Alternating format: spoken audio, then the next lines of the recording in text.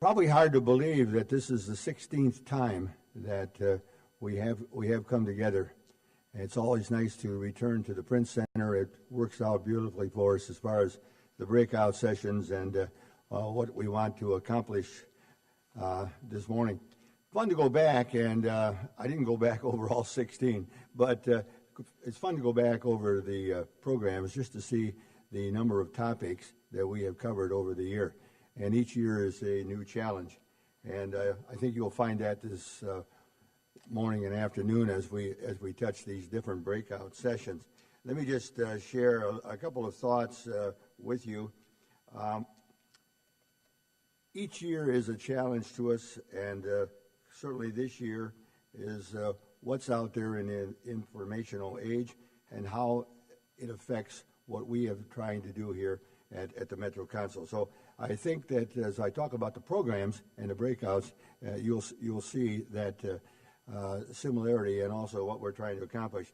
Let's just take a quick look-see at that programs, and I know you're all capable of reading the program, but let me just touch a couple of them that I think may get important to us. That first session hopefully goes from about 9:30 to 10:40, and there are 4 breakout sessions. You'll notice putting everything on SketchUp, that's number 1. That's up in the Maple Room, and that's only presented one time. It's not presented that second time, so you might want to keep that in mind. And then we go to the WWW2O. That is repeated a second time. That's in the Willow West Room. Then Planning and Zoning Law and Electronic World. That's in the Willow East Room, and that is presented twice. And then the Electronic Community Involvement, that's in the Hickory Room. That's only presented one time. Then hopefully we get you back over here in the Fireside Room, have a cup of coffee, have a chance to share a few thoughts. We'll try to do that from about 10:40 to 10:50, and then we'll go to the second round of breakouts.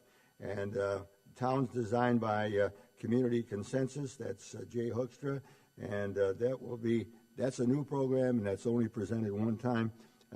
That's back in the Maple Room. Then we have WW2O and the Planning and Zoning Laws. Both will be presented the second time. And then also presented only one time, Reselling the Retail, and that is in the Hickory Room. So that's kind of the breakout. We'll go from there back here to this room for our luncheon, and always part of that ritual, the Blueprint Awards, and we look forward to those this noon. The afternoon sessions over the last couple of years have really provoked a good deal of discussion, and they've come to be very, very popular. This year we've heard so much about our young people graduating, the exit from the state of Michigan, and what do we do to keep them here, and what's the basis of all of this situation? So it was our thought as the PI Committee came together that we would assemble a group of our young professionals and see if we can't hear what they've got to say and what the challenges are, and what do we do better, or what do we do different. We're pleased to have Megan Small with us, Community Director Coordinator out of Wyoming. I don't know where Megan's sitting right now, but if she's there, there's Megan over there. And she's going to moderate this, so I think you're going to find that to be very interesting. Also, at that session in the afternoon, we will be redoing the Telling Retail for that second time at that program. So I think overall it's going to be a good program. I think we've covered a lot of interesting topics, and I hope that you will also feel the very same way. I want to introduce at this time Don Stapula. Don is our executive director.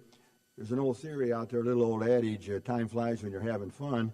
And I said to Donald this morning, Donald, how many years you been with us? I was thinking last night, I thought it was in that 6 or 7. He said, I'm coming up on number 6. So it's been a great 6 years. I thought it would be just apropos to let Don just give us a short overview of what's transpired at the Metro Council this past year before we introduce our speakers. So, Donald, it's all yours. Thank you, Jim. Morning, everybody. Just like Emerald, this is going to be a bam, bam, bam. Then I'm going to introduce Paul. I have some great things that have been going on at Metro Council over the past couple of years, and then looking out into the future. It is a very bright future for this region. I think all of us consider ourselves lucky to be living and working in this area, because there are some many bright lights that are on and switched on and brightly burning here in this area, and I think we're going to continue that. Over the past couple of years, as all of you know, we developed and are continuing to roll out Lower Grand River Organization of Watersheds. It extends all the way from Eaton County near Lansing all the way to the lakeshore, and Metro Council is the home for that organization. We have a little display out here. I hope you have a chance during the breaks to take a look at that and chat with some of the folks there. And we're going to continue to grow that. We've gotten a real good response regarding that. Transportation funding, that's what we're known for. We're continuing to do some great things regarding transportation projects and programming. Yes, there is a lot of bad news out there all across the state and even here regarding roads, the condition of our roads, and support for our transit systems. But we're continuing to fight. We just did that with the stimulus package. MDOT said, and the governor said, okay, we're going to give you $55 million in stimulus, and you should be happy. We weren't. We fought hard. We upset a lot of people in Lansing, but we got $70 million instead of $55, and so that's the type of work that we're able to do. Regarding planning, recall that last October, Jay Hookstra, our senior planner, put together that wonderful charrette, design charrette for the bus rapid transit project on the Division Avenue corridor. And on a beautiful day, much like this, on a Saturday, we had dozens and dozens of citizens and developers and folks who were interested show up to dare to dream. Not to say, oh, we can't do that, but to say, what if? Let's look into the future. And we're going to continue to do that. Yes, the voters turned down the millage for that. We're going to dust ourselves off, get back on the horse, continue riding in that direction. And I think it just bodes well for the future of planning and getting citizens like us involved in that planning process. Jay, I congratulate you on the wonderful work that you did regarding that. With regard to that, there's another element that has just come up in the past couple of weeks. We've gotten from EPA word that Metro Council has received a $400,000 grant to do brownfields assessment on that Division Avenue corridor where the bus rapid transit line is going to eventually run. $200,000 for petroleum products, investigate petroleum product spills, and $200,000 for what I call really dirty dirt. We're working with EPA. This is going to be the nation's first collaborative, multi-jurisdictional, collaborative assessment process for brownfields. They're excited about it. We're excited about it. And so we're going to move that forward, and you'll be hearing more about that in the future. We're doing a countywide transit study, as many of you know. We have a wonderful bus system and transit system here in the Grand Rapids metro area, including all of the 6 cities. Now we're looking at ways to expand that out into the rest of Kent County and possibly into eastern Ottawa County as well. And you'll be hearing more about that. We're going to do a study that's going to launch pretty soon to determine, A, who's interested and who will ride, and if they are, and we know they are, and we know that they will be riding, how do we get them from point A to point B? You'll be hearing more about that. We're fighting in D.C. and Washington for more, in Washington, D.C., and also in Lansing for more transportation money. I'm going to D.C., in fact, this afternoon, spending all weekend talking to congressional staffers. Yeah, they work the weekends. And we're going to see if we can get some things going regarding transportation funding, both there and also in Lansing. And our Regis agency. Regis has been just a phenomenal gift, literally, to this area, helping planners and helping assessors and just the whole range, the panoply of different activities at the municipal and county level. We've had excellent leadership that came in about 3 years ago. Dr. Dharmesh Jain is here with us today, been doing a wonderful job with Regis, and you're going to see that continue long into the future. And then finally, this coming year, once we get moved, we're moving our offices, a little less expensive space, but I think nicer digs. You'll like where we're going. Free parking, everybody. That's a good thing. Just a little bit north of the central downtown area, we're going to move to Riverview Center, 6th Street and Front Avenue, right on the river. A little tighter office space, a little bit more efficient way to collaborate on planning and Regis and transportation planning. So I think you're going to like what you see. One of the things we're going to focus on in terms of periodic training sessions deals with the very issue that we're talking about here this morning and through this conference. Different ways to communicate. My God, times have changed. Who could have thunk it? People my age. I'm 56 years old. I like a newspaper. I really like to get home and read the Grand Rapids Press, which is really easy now because it's about like that. Mike Lloyd sees the handwriting on the wall. Get me out of here after 35 years. And across the state, you are seeing this cascading effect of traditional media dropping off and being replaced by new ideas and exciting ways to communicate. It's easy to pick up what's left of the Grand Rapids Press, open it up, and see the bad news. Oh, woe is us. Unemployment is up. Investment is down. The cities are struggling. They're laying people off. And then you turn on Channel 8, and there's my good friend, Suzanne Jiha. Is there nothing positive out there in her world? And so looking back at that and looking at how we communicate, and especially how people my children's age, in their 20s and 30s, communicate, we have to adapt. People with gray hair who wear ties on a Friday, we have to learn different ways of communicating. Sorry, Keith, didn't want to put you in that age group, but you know what I'm talking about. That's what we're going to discuss here this morning. And we're going to start it out having a conversation with a gentleman who several years ago envisioned what we are now experiencing. He saw the demise of the traditional media. He saw that they had to reinvent themselves, much as we're seeing with General Motors and Chrysler and some of the other manufacturers. It's difficult to steer that big ship and turn it around. But he saw years ago and didn't say, oh, woe is us. Oh, what are we going to do? He got together with some friends and colleagues and entrepreneurs and asked the question, well, what if?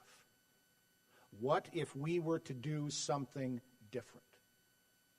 An entirely different approach to reaching out to people. And we have that today. Several times a month, many of us get on our email a link to Rapid Growth, a wonderful online publication that tells us, okay, not about some drive-by shooting someplace, not about a loss of jobs here or a disinvestment there. It tells us about the good things that are happening, and there are many good things happening. He has the same type of publication, Metro Mode, in Detroit, also with another. And he's going to talk about that with us today. To look at, okay, we've got some challenges in this state and this country. We have to learn new ways to communicate. And despite all of the challenges and the difficulties that we're facing, there are some extraordinarily positive things that are happening. And we also need to focus on those. Ladies and gentlemen, please join me this morning in welcoming a gentleman who has just a wonderful vision. And I can only imagine what Paul has next in mind as an entrepreneur and as somebody who can really capture an idea and take it to the next level and the next level beyond. Please join me in welcoming our guest speaker this morning, Mr. Paul Schutt from Ann Arbor.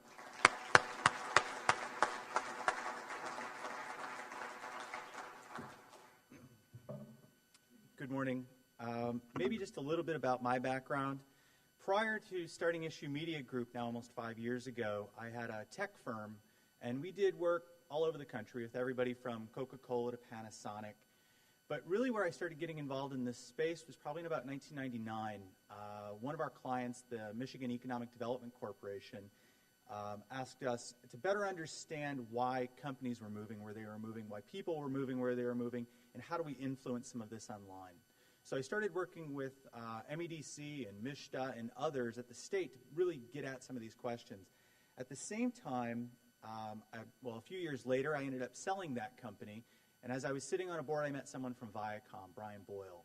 And Viacom had watched a lot of what we were hearing about earlier, which is traditional listenership and viewership continuing to decline. So they needed an online concept. So they really looked at the idea of online magazines. And so we kind of put our two worlds together, and we came together to create Model D in Detroit. The first publication, it immediately became to some degree, well accepted, I'll say. From there, we went to Pittsburgh, and then after we arrived in Pittsburgh, we came here to Grand Rapids in West Michigan. From there, we came back to Michigan to do greater Southeast Michigan with Metro Mode, Lansing, Cincinnati, Ann Arbor, Philadelphia. We're now working in about 16 different cities in 6 states plus the province of Ontario. I've actually spent all of this week in Toronto. And essentially, to give you a sense of the scale of what we're doing to date, we have a little over 1 million unique people who read us on a monthly basis. We're being read in about 13,000 cities around the world. Last year, we published a little over 10,000 stories.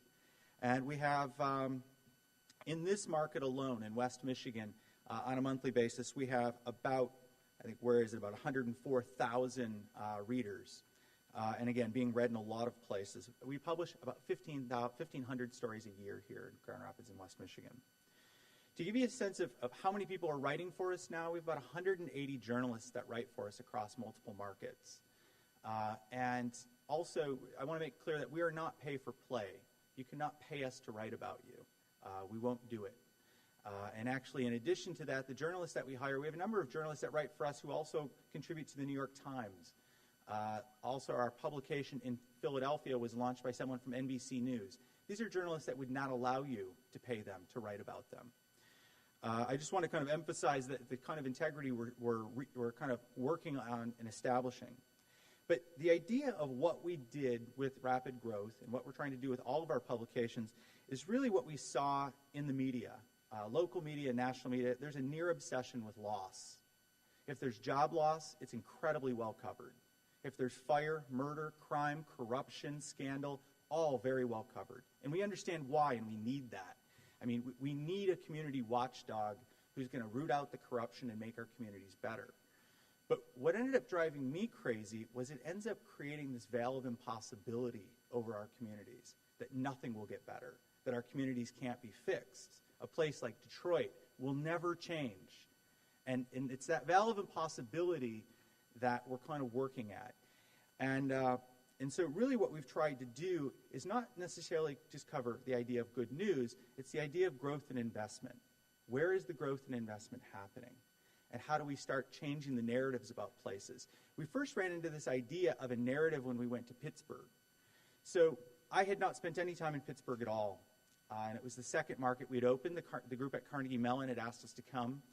And so when we got on the ground in Pittsburgh, I don't know why, but I had these visions of steelworkers with dirty faces and plumes of dark smoke over the city and Billy Joel songs playing. And this is kind of what I've imagined from the Rust Belt. And the first thing they told us at Carnegie Mellon is that they hadn't made steel in Pittsburgh in 40 years. And I started to understand that the narrative about that place did not match the reality on the ground at all. That they had now become a major nanotech center, biotech center, green building, sustainability, beautiful city. So we started looking at how do we start disrupting these narratives and really start covering what's next for a community. And one of the things we felt we needed to do is help people see places differently. So Brian Kelly, who many of you probably admire the way I admire him and his work, help us each week see things in our city that most of us don't look up and see on a daily basis. This is a Vespa shooting down Ionia Street, kind of with the vibrancy of the city. The next generation of talent growing up in our communities. Kind of the quirky public art that maybe some of us walk by every day and don't even see. Also, kind of our skyline and the beauty of it. Brian helps us see these things as fine art, not as just kind of a clinical representation. The other thing we do is we try and find people who help us see our places differently. When we were looking for our editorial model, in addition to trying to cover growth and investment, we were really looking for how do we frame this discussion? And we found some research from a guy at Carnegie Mellon. His name was Kevin Stolaric. And in the late 90s, early 2000s, Kevin looked at the question that out of the 330-some MSAs in the country, metropolitan statistical areas or regions, he found that only 29 were growing in population. So what this meant is 90% of the regions in the U.S. are shrinking in population or stagnating. Only 29 are growing. And so Kevin looked at the data and said, what makes these 29 places grow, and what makes the others not grow? And so what he ended up doing is cooking up a data model that we twisted into Tide. And the idea is, from Kevin's data, it says that those places with high degrees of talent, people with a BA or more, and people who work in the new economy. Then when they looked at innovation, they looked at where are their small business startups, where's their venture capital, patent applications, small business loans. Then when they looked at diversity differently than I had heard it talked about in the past. They asked, where are the foreign-born choosing to live? And then on top of that, where are their high degrees of integration? Not where the black folks live in the city and the white folks live in the burbs, but where do they live together with the foreign-born? And then finally, they looked at measures of kind of the sense of place or environment, so where there's culture. And when most people hear culture or the arts, they think of formal culture, symphonies, operas, ballets. We always want more of that. But what we're finding is equally as important is the informal culture. Do you have street performers down on the corner? Where does an artist play for the first time on an open mic night? Where do you have artists showing their work for the very first time as they come up through the community? And then we also find that natural beauty, river running through the town, or even a planned community, absolutely critical. So I know when I stand down at the corner of Pearl and Ottawa, I know I'm in downtown Grand Rapids, versus out at the corner of Hunter's Ridge and Willow-Wisp Way in a greenfield development in the middle of a cornfield that could be Illinois, could be Minnesota, could be Indiana, could be anywhere. And so really what Stolaric's data was telling us when we looked at it was that those places that have high degrees of these measures have demand. This is where people want to live. If you sat in a focus group and said, do you want to live in a place like this? Many people, most people actually say, of course I want to live in a place with lots of well-educated people, with lots of startups and growth, and people from all over the world want to live there, an incredible sense of life. So what we've started to do is trying to tell that story. So a couple examples, I'm going to bounce over from different publications. This is one we did in Detroit. This is Alicia Berg. She's a researcher at Carmanis Cancer Institute in Detroit, an amazing researcher during the day, but at night she's the lead singer of an indie rock band called Slumber Party. They tour all throughout North America and Europe. The idea is she is not one thing. She is not just a researcher. She's a researcher during the day and a lead singer at night.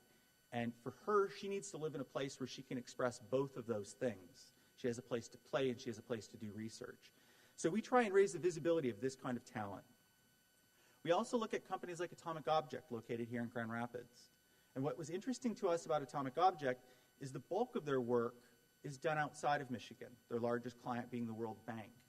In addition to somebody who focuses outside the state, making the pie bigger here in Michigan, what we also liked about them is that over half their employees either walk or bike to work.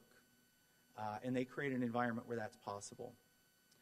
The other thing that we do each week is we shoot video. Actually, Andy is here with us today, who does all of our work on video. And what we do here is we want to show people beyond just kind of the photos and the narrative. We want to be able to show people things in another way. So each week we do between 1 and 2 videos in each of our publications. And this is one we actually did out of the Ann Arbor area. And this is Menlo Innovation. And again, this is the eye in Tide. And what was interesting to us about Menlo is, at first to do this story, we went out to talk to them because they use Thomas Edison's Menlo innovation process, where what that is they'll take interdisciplinary teams. So they'll take a physicist and pair them with an anthropologist and pair them with a software designer to create new tools. And we thought that was the story. But when we were talking with Rich, and his place is, bigger than this room, and it's just packed with people. And we asked Rich, so how many employees work here? And he said, six full-time. He said there are a lot of roles in our company where we have people who do 2 or 3 different gigs. Like a physicist. He doesn't need to hire a physicist full-time. He needs a physicist 3 days a week for about 24 months. So what we ended up starting to find is there are a lot of people working in the economy that are not W-2s. They are not full-time employees that are continuing to grow. He actually ended up introducing us to a CFO in Ann Arbor. Really interesting guy, had cashed out of a biotech firm, and had shared with us that he's now the CFO of 3 different startup firms in Ann Arbor. And he was even sharing with us that the language around what he is so clunky and so old economy that people will say, so, and this is a guy who doesn't need to work ever another day in his life. They're like, are you a freelance CFO? Are you a contract CFO? What are you? And so he ends up calling himself a CFO in residence. A little bit more of a distinguished title for himself, I guess. But it gives you a sense of we don't even have ways to measure him. It's too difficult to measure what he is because he's not an FTE. The other thing that we try and do when we look at the idea of diversity, instead of telling people diversity is important, therefore you should care, and it is, and we all should, instead what we want to do is raise the visibility of those people who are doing amazing work. So what we do, and this is something that's coming to rapid growth in the next couple weeks, is we actually have guest columnists, or in our case, a guest blogger, where we ask them to come for 5 days and share 5 brief ideas with us. And this is one of our guest bloggers. This is Mahendra Ramsinghani, who's an Indian-born venture capitalist. We asked Mahendra to guest blog, not only because he's brilliant, and he's worked in Singapore and Bangalore, but what we wanted him for is his thinking and also the fact that he's so well thought of in the Indian community. He's also very well thought of in the venture capital community. So the week that Mahendra guest blogged, the Indian community from all around the state in different parts of the world saw themselves in this community as a leader, as a thought leader. The week after this, we had the woman that bought my first company. We were the 5th company in 4 years that she bought, and she happens to be Cuban-born and is also the chair of the Michigan Hispanic Chamber. So the week that Elizabeth guest blogged for us, the Hispanic leadership around the state and in different parts of the world saw themselves in the community as a leader, as a thought leader. And really what we're trying to do with this is to disrupt a notion that Dan Gilmartin from MML calls the STP, which are the same 10 people that the media keep writing about. And we want to give a platform for those leaders that are doing something remarkable but don't currently have a platform. Even the STP are tired of hearing themselves. I mean, I've heard this from a number of them here in Grand Rapids. The other thing that we do is we try and use this platform to reach outside the region. This is Google, of course, and when Google came to Michigan, we all really tried to ask Google, how did you choose Ann Arbor? How did you choose Michigan? Now, beyond the fact that they'd say one of their co-founders went to University of Michigan, they wouldn't really tell you anything else, which is always, to me, the paradox of Google, which is we all go to Google to ask Google a question every day, and they'll give us any answer we want except if we ask them a question about themselves. And so in this case, we couldn't figure out why. They wouldn't tell us why Ann Arbor. And so what we did instead is we asked 5 people from the Google office that head up the Google office to each take a day of the week and say, why did Google choose Ann Arbor? You're not from Ann Arbor. You didn't go to University of Michigan. You're not even from Michigan. Why are you here? And so when this story ran, not only did each one of their personal circles read the stories, but it was picked up all over the world because every city around the world right now wants to figure out how do we get 1,000 Googlers in our town. The other thing that we've been running into is the millennial thing. And I'm sure you've all sat through your share of millennial meetings over the last couple of years. We've been choking it down for the last few years of what to do about this. And we really didn't know what to do because I wasn't all that convinced that millennials were all that different than everybody else, different than any other young person is from the previous generation.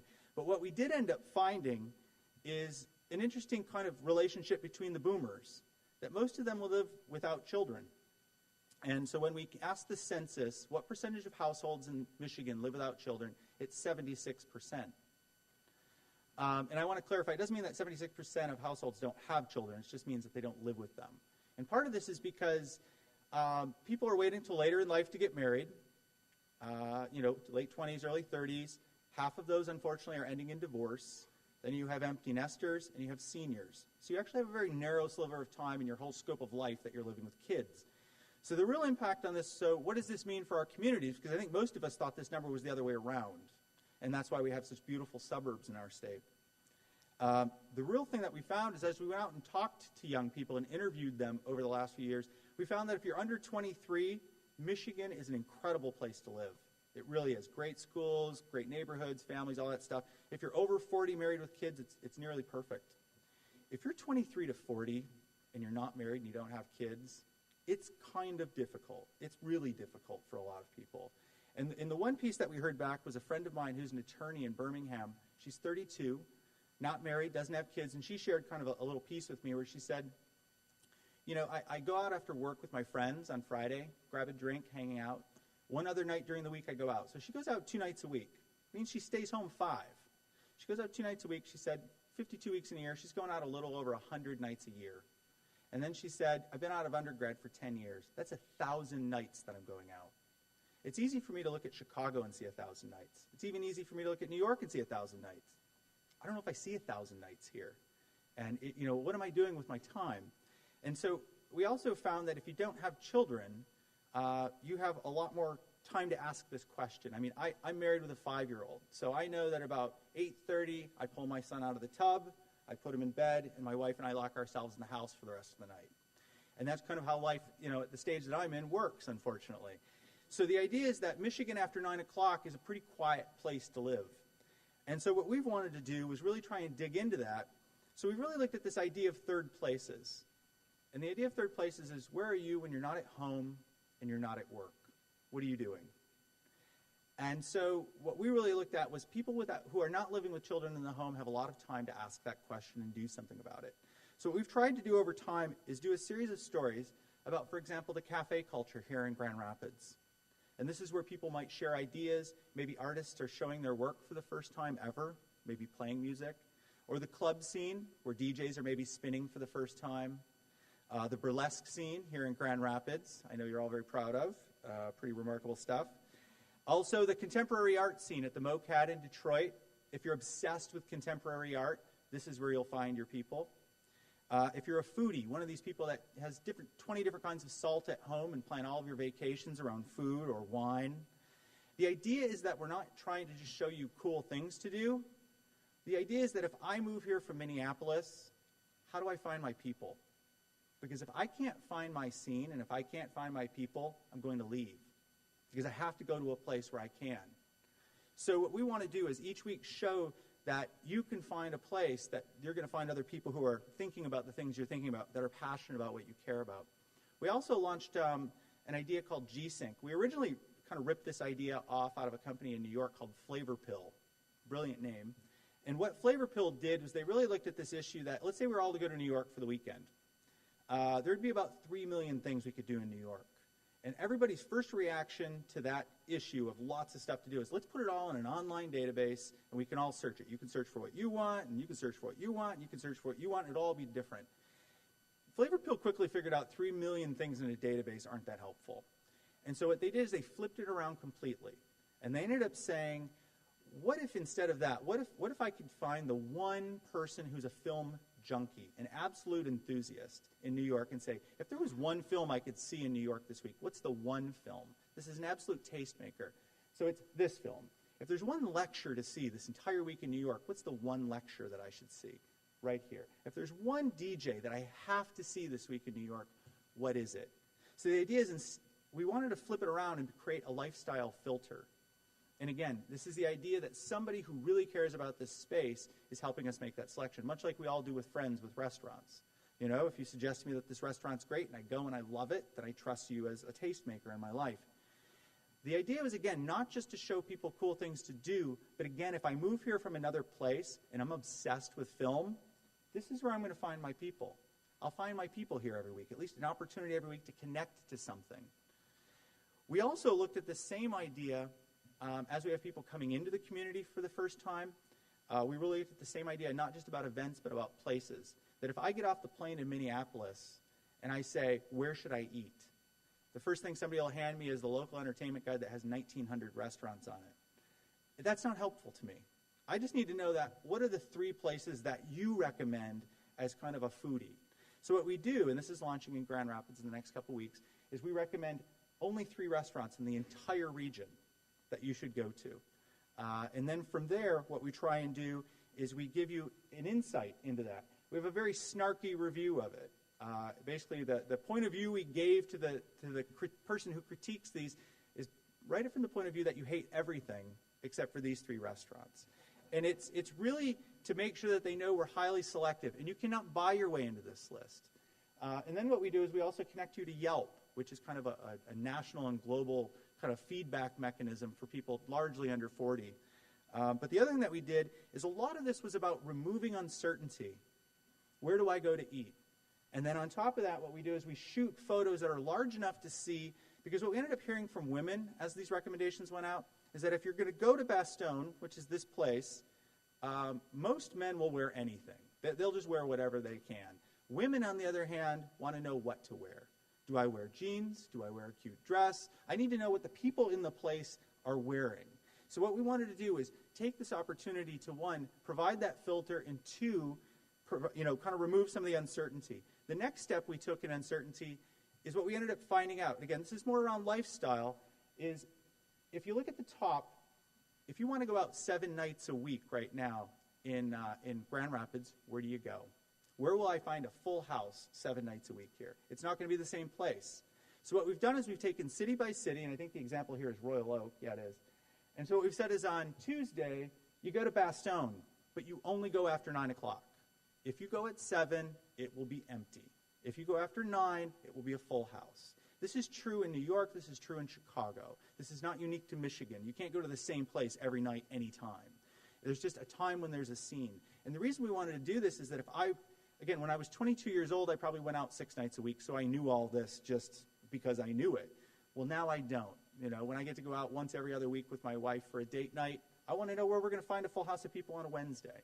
So what we've tried to do is, again, remove some of the uncertainty so that people who are coming in from outside or even people who are here can find a scene. And then what we've also figured out through this process is that we can't be the only authority. What ended up happening is, as we did the reviews for Royal Oak, the feedback came back from one of our staff that we had picked some places that were pretty pricey. One of the sushi places is a place called Ronin, where dinner for 2 at Ronin plus a couple drinks is about $125. And her point was, I'm 23 years old, that's a car payment for me, I'm not going to do that. So instead what we did is we went out and we reached into the community and found a number of people of different profiles. So this is Tracy Mayer, who's 23, I think she's 23, and she gives us what's her perfect 24 hours, in this case, in Ann Arbor. So again, we're trying to get very different points of view, not that we're the authority, that these are the only 3 places. Then we go find people of different profiles like you who you can kind of help fill in the blanks. The other thing that we did is when we started looking at young people, we started looking at other narratives when we looked at millennials. And one of them was around transit. And the idea is that I was raised in Michigan with the idea that public transportation is for poor people. That the only people who take the bus are poor people who can't afford a car. I mean, if you can afford a car, why would you take the bus? It doesn't make any sense. This is a generation that doesn't see it that way. And so we've done a series of stories. This young woman who can afford a car, owns a car, takes the bus to work every day. She does it for environmental reasons. She does it for health and fitness reasons. She does it for social reasons, so she knows the people in her neighborhood, and it is cheaper. So to continue disrupting that narrative, we actually put a filmmaker on the bus to show that it's not filled with poor people, and it's not empty. It's filled with young professionals riding alongside students, riding alongside neighborhood folks, to continually try and get at disrupting some of these misconceptions. The other big piece that we're now spending a lot of time are bicycles, as I'm sure you're aware. I mean, the idea in Michigan that a bicycle is transportation, not just recreation, is kind of a little mind-bending for some people. But I just came back from spending the week in Toronto, where it's ridiculous. And same thing in Chicago, endless amounts of bikes. And it's absolutely transportation. The other thing that we did is we looked at high-density housing, multifamily housing. Again, I grew up in Michigan saying the only people who live in multifamily housing are poor people. I mean, if you can afford your own home, you would. Where in Michigan, the way that I was raised was that the more successful you become, you get a bigger house with a bigger yard until you can have enough yard that you can sit on your back porch. You can tell your friends that you can't see your neighbors. And when you can do that, you know you've made it. Where in a market like New York, you go up in a tower. And the more successful you become, you go higher up in the tower until your reward is a view of your neighbors. So all we're saying is, it's not that one has to be absolutely good and absolutely bad, but if 76% of our households live without children, maybe a little of this is okay. Maybe more of this is what the market's interested in. The other thing that we've done that you might have noticed about rapid growth is our focus on neighborhoods. And this is because what we started realizing in Michigan is that a lot of our city's neighborhoods have lost their identity. That if you go to a place like New York, the distinctions between neighborhoods are critical, really important. The difference between Soho and the Upper East Side and Chelsea and the neighborhoods of Brooklyn, really important. Different people live there at different stages of life. Different communities live there. In Michigan, when we first started working in Detroit, what we noticed is that Detroit was viewed at large. They see Detroit as just one big downtown. I mean, Detroit has 77 distinct neighborhoods in it. And so what we would do is go in and take a city like Grand Rapids or Detroit and break it up into its different neighborhoods and kind of look at the growth that's happening in them. So we'll assign a journalist to go into a neighborhood. In this case, this is Corktown in Detroit. And we assign them to do 3 different kinds of guides. One is how to move to Corktown. So we'll interview 6 people who live in that neighborhood and say, is it safe? Where do you grocery shop? Where do your kids go to school? Where do you get a cup of coffee in the morning? To help kind of, again, remove some of the uncertainty and also disrupt the narrative that you can't live in the city. It's unlivable. It's only for poor people. It's absolutely not the case, of course. Same thing we do with investors, is we ask 6 investors who have invested in that neighborhood, why did you put Atomic Object there? Why did you open Wealthy Street Bakery there? Why did you, put infill housing development there? So we try and, again, get at why are people investing money. The other big piece that we tried to do, again, was track every dollar being invested in the city. And what we wanted to do was not just do the $100 million waterfront projects, but again, the 6 units of infill development. And when we do these stories every week, we try and find 6 to 10 stories about every dollar being invested in the community. And the other thing that we do is we actually tag them by neighborhood, because this is another gap that we found in the market, is that most municipalities are actually not able to give you this information, because neighborhoods are cultural boundaries. They're not political boundaries. So you can't just go in and say, give me a report on Corktown, because it doesn't exist. So what we're able to do is do this. And what came out of this that surprised us is I was at a wedding last summer, and a gentleman approached me, a professor from U of M came up to me, and he said, hey, I love what you guys do, but it's a 200-year-old idea. And wasn't sure where he was going with all of that. So I said, so what do you mean? And he said, well, I just finished a book about Manhattan and about how in the early 1800s, kind of the southern part of Manhattan, all development stalled because of speculation. Nobody knew what was real anymore, who was really investing, and what was happening. So development almost, kind of just stopped. He said, then a company started a weekly newspaper that listed every dollar being invested. And he said the reason that they did it is they knew investors want transparency. I want to know who's in and for how much. And this is something that, unfortunately, we see that traditional media does. They accept unnamed sources. So you've had your mystery project, just like every community's had a mystery project. It doesn't encourage development. People are trying to figure out what's real and what's not real. This would happen in Detroit all the time, where a developer would come in from San Diego, look at some land, and in the free press, not to pick on the free press, but all of a sudden there would be a rendering, $260 million project on the waterfront. The land was never assembled. There was no deal in place. There was nothing. And then people say, oh, nothing ever happens in Detroit. Oh, city council's such a mess and all that stuff. There was no deal. There was never going to be a deal. I mean, it was just pure speculation. So what we do is every story we do, we require a source for that story to be somebody who's putting their money in. We've also looked, this is something that's coming to Grand Rapids actually shortly, which we've actually started working with the DDA to get a list of every dollar that's been invested in downtown since 1980. And so what you're going to be able to do going in shortly on Rapid Growth is click into a year like 2008 and see every dollar, every major project invested. And then what we'll do is allow you to click into that project and not only see all the photos that we've ever found or created, but also every story about that project that we've written or that we've found about it. So that you can see the narrative behind this, the impact, not just the transaction of this building, but the transformation it's creating in the community. And so the idea here is, again, that if we have investors coming from outside or even inside, they get a sense that in this year, in 2008, there was $870 million of investment just in downtown. It helps, again, provide that transparency to get a sense of how much momentum's in this market.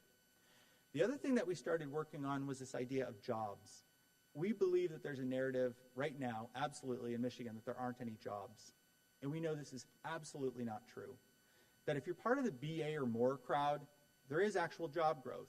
If you're actually part of the traditional or old economy, it's a far different story, and we agree. So what we do every week is actually we find 6 to 10 stories of companies adding jobs. And when we do it, we actually try and use this long tail approach. And I apologize for those of you who've seen or heard this piece about 10 times. But this is the model we use for our entire publication. And this we first saw being used in the media business, music business actually. So if you're going to buy a CD, presuming people still buy CDs, this was first used because you go to Walmart. And Walmart carries 3,000 CDs. They only sell best-selling music. You don't go to Walmart to buy obscure music. So at the head of the curve is all the big best-selling stuff. Then you go to Apple and iTunes, and they sell millions of individual songs. When they analyzed their sales data, they found they were selling 1 or 2 copies of almost every single song every month. So this distribution goes down to 1 or 2, and this tail goes on and on and on forever. So when we looked at this model and how it applied to the media, what we noticed about the media is the media does big things really well. If 2,000 Pfizer jobs leave the state, big stuff, they got it covered. 1,000 Google jobs come to town, they got it covered. When my firm adds 5 jobs in Grand Rapids, that's not news.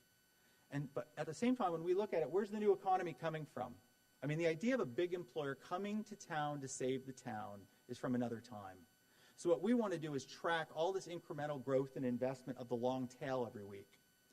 And what we've been able to do is, I'm sure you've seen the Book of Lists. I don't know if any of you have seen this Book of Lists. It's a book of lots of big things. What we did is we looked at that, and that seemed like a bit of a dated concept to me. The only way to get in the Book of Lists is to be big. And, kind of working in Detroit, we're starting to realize big doesn't necessarily mean growing. So really what we do is every week that we cover a company that's adding jobs, we create a profile about that company, then we attach every story we've ever written or found about them. So over time, what we end up with is a list of growing companies. We don't care how big they are or how small they are. I just want to know that they're growing. The other thing that we've done to kind of disrupt this notion that you can't get a job here, and this is something, again, that's in Ann Arbor right now but is coming to Grand Rapids in the next couple weeks, is this thing over on the left called Jobs Landed. What we're actually doing is going out and finding 6 to 10 young people every single week that have landed a job in Grand Rapids. And we go to them and we ask them for their Facebook photo. We ask them where they go to college or university, what their high school and hometown is, and what do they do there. And we do this as job posting. Essentially, it's not all that different. I mean, business media has been doing it forever. If you're a VP and you get a job and you're now the new executive VP, then you get your little headshot in the paper. We're just doing it with young people. Because what happens is when this young woman, when we ran this story in Ann Arbor, the first thing that happened when we ran this in our publication is she posted it on her Facebook wall. And it went out to her 800 friends all over the world that she landed a job here. Then she turned around and tweeted to her 200 followers on Twitter that this piece appeared. And again, that reached a whole other audience of people. So what we're trying to do is create content that almost kind of self-activates itself in social media. Not some sophisticated, contrived social media strategy, just content that people will use and we don't have to do the work, honestly. So the other thing that we're doing every week is featuring 10 companies that are currently hiring and what those positions are, and then also internships. This is one that we found by working in Philadelphia. There was some research there that said 50% of students that do internships stay in the state in which they intern. So what we want to be able to do is every week show 10 more companies that young people can grab an internship or at least apply for one. So the other thing that we do that's a little bit different than most publications is we actually, a small number of our stories we actually clip from other global and national media. We want to know what the rest of the world is saying about Grand Rapids, whether it's MSNBC, whether it's USA Today, and also we want to make sure that we're not duplicating coverage with the Business Journal or the Grand Rapids Press. One other thing that we've started to do also that's a little bit different is we've started hosting speaker series. We've been doing these in Detroit and Pittsburgh and Cincinnati for a while. This is coming to Grand Rapids. What we do is a little different than a normal speaker series. We actually only pick people who are investing their money in the place. No bureaucrats. We don't allow it. We don't allow people who aren't putting money in the place. So this is Phil Cooley, who at 26 came to Detroit and bought a building for $45,000, rehabbed it with a buddy, bought the building next to it for another $30,000, bought the building next to it for $40,000, And now he is actually doing 8 different projects in the city of Detroit, all before the age of 30. And so what we'll do is ask him to come in and speak. And I'll kind of skip because I'm running out of time here, but it's really kind of giving him a profile of what we want to see more of. So essentially what we're trying to do, we're not a marketing firm at all. We're a media company. And the model that we've used, if you've ever seen Fast Company magazine, I don't know how many of you are familiar with it, very kind of forward-thinking business magazine. You don't read Fast Company to figure out who's going out of business. You read Fast Company to figure out what's next in business. And the only way we can get an indicator of what's next for this community is to kind of follow the money. Who's investing money and where's the growth coming from? So each year we're publishing 1,500 stories in West Michigan. And what's started to happen is we become a story farm for other media, meaning that as consolidation and cutbacks continue to happen in traditional media, we know that local media continue to read us closer and closer. So we'll do a story on Thursday morning in Rapid Growth by the weekend edition of the local paper. Similar subjects, framed in a very similar way. Some of the television stations we've created partnerships with. NPR we have a partnership with where our stories are used twice a week on NPR. And actually right now, at any given moment, well actually as of this morning, over 1,000 sites throughout the world point to Rapid Growth right now, connecting to our content. In addition to that, what we found is other ways for other players in the community to leverage our content. So this is The Right Place, who I'm sure you're familiar with. We had been live in the market about a year, and then Birgit came to me and said, love Rapid Growth, love what you guys are doing, but I hate my own website. I don't have enough content, I can't feed the beast, every week I need more, so what can I do? So her featured news stories on the side, we actually give her kind of a private area of Rapid Growth where she's able to go in and check boxes. She sees all the stories every week and check the stories she wants, and then they're syndicated onto her website and they appear as her content. It looks just like her content. You can read the stories there. They're just attributed back to us. And if you go to the Chamber, that's where their news comes from too. If you go to the CVB, that's where their news comes from. And we actually have done partnerships with universities as we pull stories about their alumni. So we become this pool of content for the community where everybody can take the stories that they need of the 1,500. And the real influence that we found on this is the impact it's had on Google. And about 50% of our readers actually come from Google. And so when we were trying to figure out a way to boost our activity with Google, we went to a firm to buy keywords. I don't know if you're familiar with how Google makes money, but you buy these keywords on the right-hand side, so you type in a phrase and those ads pop up. We thought we wanted to do that. And the firm came to us and said, you don't want to do that. You're the last people who should ever buy keywords. And we said, well, how do we, if somebody types in move to Detroit, how do we get in Google? You know, we want to make sure they come to our publication. And they said, assign a journalist. So we assigned a journalist called a story called Mom and Dad, I'm Moving to Detroit. It's all about 20-something single women moving in the city. And the title of the story is Move to Detroit in it. The body of the story has Move to Detroit. So when you type Move to Detroit into Google, we rank number 3 some days, 1 other days. So all of our stories go through this kind of linguistic analysis to say, how do we get on page 1? That's how we end up in 13,000 cities around the world. And finally, I guess I'll explain to you what we ended up doing for social media, and then I'm wrapped. This is another subject that was so painful because every meeting I sat in, it was one more Facebook page, one more. I mean, it's just social media, just choking it down over the last year. It's been painful. So what we tried to figure out is what were we going to do? And so what we ended up doing was looking at a model. So if you were going to buy a car, here's how we saw it. You would think you're about buying a new car. You see an ad for a Lexus. That's the top line. You see this ad claim, best car ever, wins every award, most amazing car ever, huge ad claim. The second line is most of us go to the media. So I want to go to Consumer Reports and see if this car is really that amazing. I want the media to kind of use that third-party validation. Then the next thing I'm going to do is go online and use social media, use blogs, use message boards to see people who wake up every day and drive that car. Is it really that great? Well, we found the same thing happens with places, that we have people like The Right Place and others going around the world saying you should move your business and family to Grand Rapids in West Michigan. Most people will go to the media to see if that holds up. Grand Rapids Press probably isn't going to support that claim that well, and it's not their business. They're to be the community watchdog. Our stuff probably lines up okay. But the question is, what do you do about word of mouth? So we've started a pilot in Detroit. The only market we're doing this in. We use a lot of freelance writers, about 20 in a market. So what we've started a program is that if you write a story for us and it gets picked up by a blogger, you get a bonus. If you write a story for us, Mom and Dad are moving to Detroit, and somebody posts it on their Facebook wall, you get a bonus. Somebody tweets about it, you get a bonus. Somebody talks about it in a message board or a discussion group, you get a bonus. The idea is we want highly relevant content. All a media company is content that people really care about, plus an audience. If you have that, you have a media company. So we want to reward those people who create stories that creates word-of-mouth buzz. Again, we don't want to have to do the work. I don't want to have to go out and seed something on Facebook or Twitter. I just want somebody else to think it's relevant enough to do the work for us. So what we ended up doing, the one thing we did end up doing with Facebook, and I just wanted to share this with you because it was interesting and it was not a strategy. It's something that happened to us. We created a Facebook group for Model D, which is our Detroit publication. And what ended up happening is we only had about 400 or 500 people who read it. When you read Model D in Detroit, you're like an insider. You know that the inside on development, on jobs, all these things.